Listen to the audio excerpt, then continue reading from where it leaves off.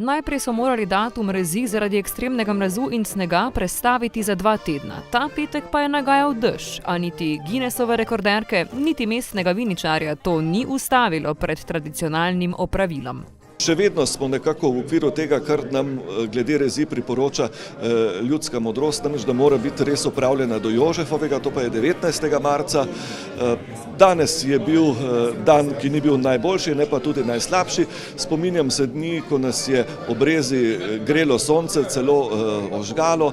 Narava ima pač svoj koledar, po našem pa staro trto še približno 200 dni loči od trgatve, zato bo časa za rast in pridelek dovolj. Res je strokovno opravilo, s katerim s trte odstranimo večji del v lanskem letu zraslih mladik, ki so dale pridelek, jo omejimo na nekaj teh rastnih oči, iz teh poženejo nove mladike in na teh je grozdje novega letnika. Takšno je izročilo stoletjem, ki ga bodo v svoje kraje prenesli tudi letošnji prejemniki cepičev. Na 9 krajev v Sloveniji in tujini so cepiči šli, vsak kraj ima neko posebno zgodbo, recimo Cerklje, rojstni kraj Ignacija Borštnika, Bar, znamenito področje Vranca, Novi Vinodolski, kraj se imenuje po vinu, obujajo znova tradicijo.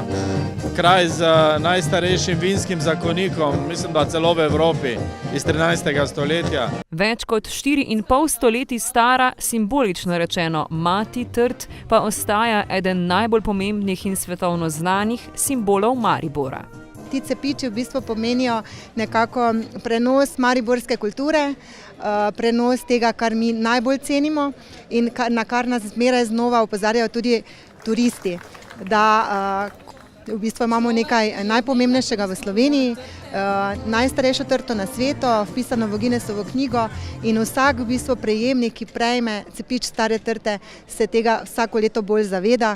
Ob cepiču prejmejo tudi natančna navodila in pogoje, ki jim morajo zadostiti, če želijo vzgajati potomko najstarejše trte sveta. Kako je treba z njo ravnati, so prikazali tako ob letošnji rezi, kot ne nazadnje prikažejo tudi ob postavitvi klopotca in na trgatvi.